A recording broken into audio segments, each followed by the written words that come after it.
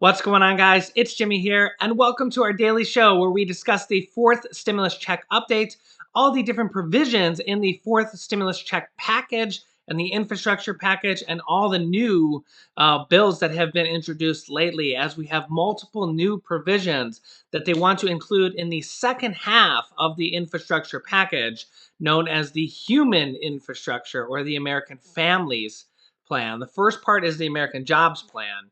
And things are really heating up as we've had multiple new proposals for stimulus items to be included in this infrastructure package, as well as what is going on in the world today. Don't forget to hit the like button for us. And if you're new to the channel, make sure to subscribe down below so you don't miss out on new updates on the fourth round of stimulus. Let's jump right in. We got a lot to cover. First up, some Democrats are considering the Republicans' counter proposal as a starting point for negotiations. As you know, the Republicans gave an absolutely tiny counter proposal that was less than 1/4 the size of what the Democrats want to spend on the first half of the infrastructure package, which was $2.2 to $2.3 trillion. And well, it's less than 1/4 the size of what the Democrats want. I'll show you this here. Democrats are divided over a $568 billion infrastructure counteroffer unveiled Thursday by Senate Republicans, which some are calling it a good starting point for bipartisan talks, and others are dismissing it as a, quote, slap in the face and, quote, totally inadequate. Centrists, led by a Democrat Chris Coons, a close Biden ally, see advantages in passing a scaled down infrastructure package with Republican votes and then passing the rest of President Biden's infrastructure package with only Democratic votes, the second half of that, through the budget reconciliation process, which is likely to be where multiple different stimulus provisions and items, including a fourth stimulus check or monthly recurring stimulus checks, could be. The budget reconciliation process is rules that sidestep the filibuster, and they are still considering actually getting rid of the filibuster as well. In fact, there's a new little push going on right now for the Democrats to end the filibuster so that they don't have to worry about these issues with every single package and plan that they want to pass. Remember, the filibuster is the rule that requires 60 votes in the Senate, which means you need 10 Republicans, so 10 out of the 50 Republicans to go along with your bill. However, since President Biden has been in office, there's kind of been a Republican blockade where they have pretty much voted on nothing that has come out of the Democratic side, and we didn't see a single Republican vote on the third stimulus check package. And well, as you know, the Democrats passed that anyways with the reconciliation process, and they could do that 2 more times this year, but we know that the reconciliation process takes a little bit longer and it has additional rules. They can't include some things in there like a minimum wage provision, raising the minimum wage, and there's all sorts of different things in there that the Democrats can't do, and it's more of a process. And Democrats would like to be able to just get rid of the filibuster and make it so it's permanently, you would only need 51 votes in the Senate to pass any bill. Now, this is how the U.S. House of Representatives already is. The House passes bills almost weekly with just a slim 51% of votes in the U.S. House of Representatives, which Democrats can do on their own. Remember, this would also work for Republicans in the future. If the Republicans take control of the Senate at any given point, they would only need to win 1 more seat back. Remember, the Senate is a 50-50 tie, and if Republicans win 1 seat next time around, they would have the advantage of not needing the filibuster and not needing 60 votes. This would be for ongoing in eternity until they change it again with a potential law. As you can see here, starting soon, Representative Corey, Jason Crow, Representative Caston, and Representative Jayapal, as you know, she's a big proponent of additional stimulus and one of the co-authors of the monthly stimulus package from the House of Representatives that is for a $2,000 one-time stimulus check in the fourth stimulus check package, the infrastructure package, followed by $1,000 monthly recurring stimulus checks until 1 year after the pandemic is declared over, which would likely be for at least 18 months when you really kind of add that up. Well, they're calling on Senate Democrats to hashtag end the filibuster. Democrats won the House, the Senate, and the White House because American people believed in their vision for our country.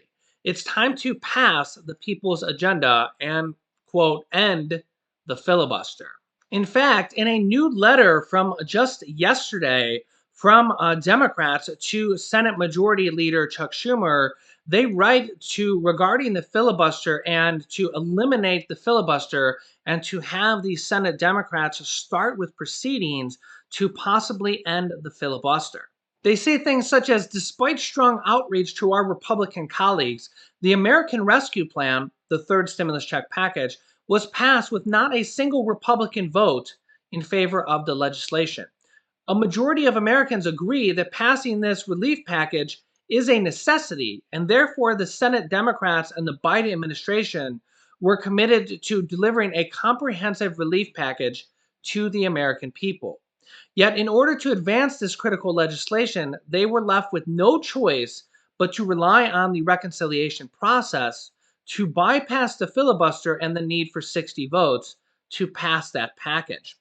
And that further reform will likely be obstructed unless we end the filibuster.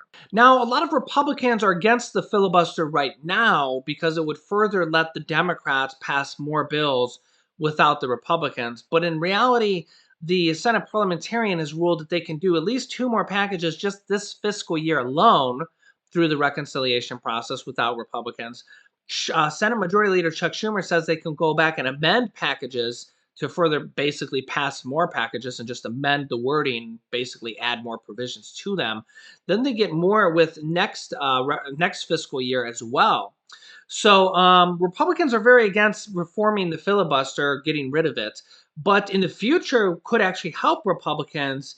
And if I was looking at it from a nonpartisan way, if Democrats weren't in control right now, and I was just saying, let's just say I didn't know who was in control of the Senate, I would say that getting rid of the filibuster is probably a good thing for the country because you can pass bills with only needed 51 votes, 51%, which is the majority, which is how the House of Representatives is.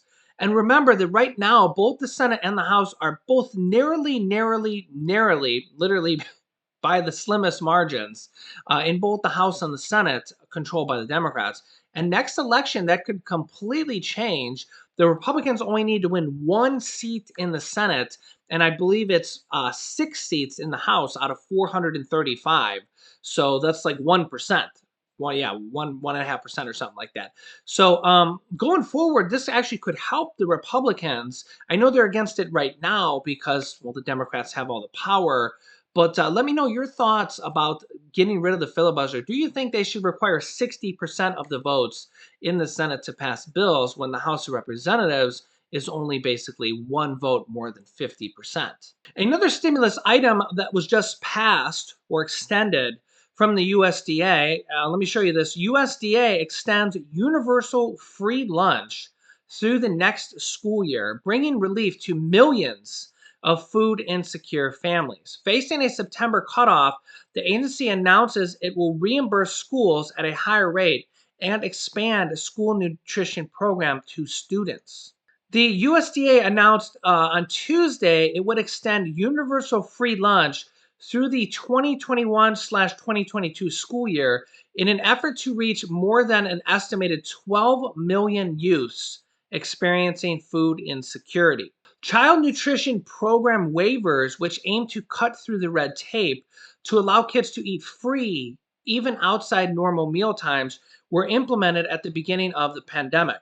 At a time when millions of families faced financial strain, hunger, and hardship, the waivers allowed schools and community organizations to adapt programs to better meet the needs of children and families.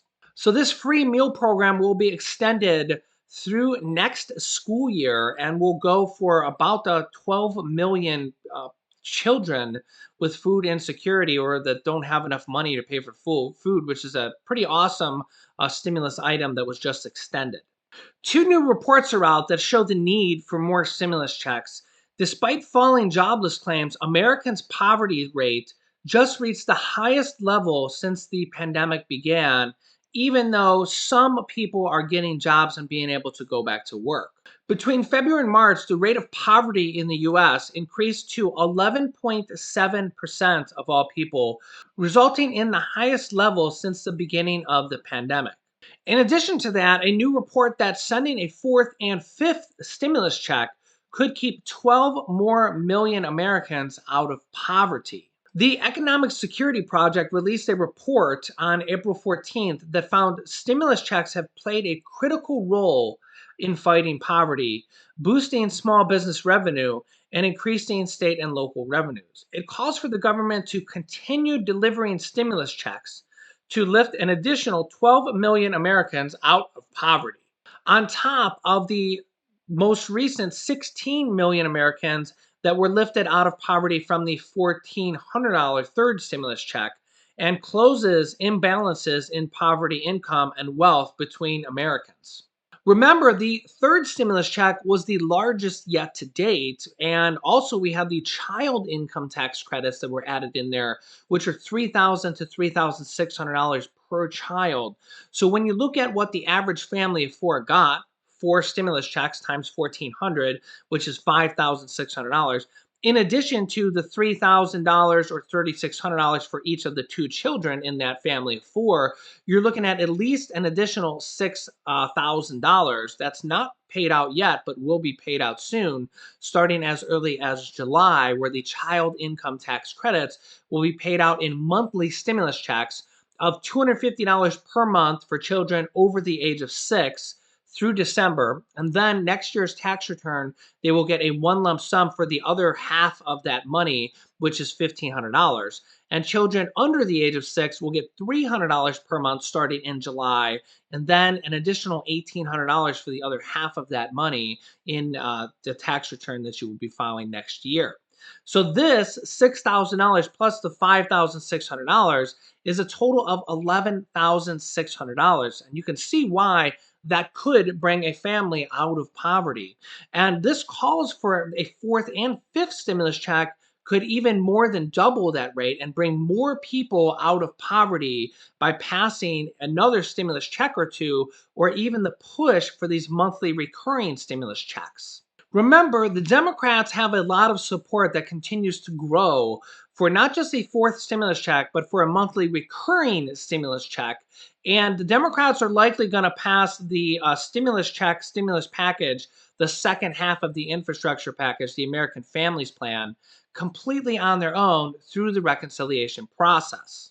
So if Democrats can pass it on their own, they're likely going to be able to include anything they want that gets enough support from the Democratic Party. We just seen the proposal for the increase of SSI, Social Security, $279 per month for some of the most needed Americans. That was a bombshell that we went over yesterday. I'll link you to that video here at the end of this video in a moment. If you haven't seen that yet, you really should watch that. We also have the proposal for monthly recurring stimulus checks to be included in the next package, as well as possible, man, there's so many different things, to be honest. We have the student loan debt and the new student loan programs to save for student loans and be able to have like funds where you can increase the money where you can save and have the government 8 times it, basically match it and take the amount of money you put in there and make it 8 times more. So if you put in 1,000, they can make it $8,000. And we also have them pushing for the child income tax credits to be increased for more than just this year, all the way until 2025, which would be 4 more years of those $3,000 to $3,600 monthly stimulus checks that are going out to children. So monthly stimulus checks are already happening to people with children, and through this child income tax credits, and even some other government programs like the SSI program, as well as the universal basic income programs that are happening all across the world or all across the United States that we covered recently. It's in about half the states of the United States have programs where they have small amounts are testing to thousands of people universal basic income or guaranteed income of like $500 to $1,000 per month for certain families that qualify. If you're new to the channel, make sure to subscribe down below so you don't miss out on new updates on the fourth round of stimulus. I will keep you up to date with everything. Remember, new videos come out every day at 10 a.m., 3 p.m., 8 p.m., and 11 p.m. Eastern Standard Time. Don't miss an episode because we cover different things, different provisions in different videos. Click on this video to watch the SSI Social Security increase proposal, and click on this video to learn about the universal basic income that is being passed across the United States in various different cities. Click on one of those next. Thanks, guys, and I will see you in the next video.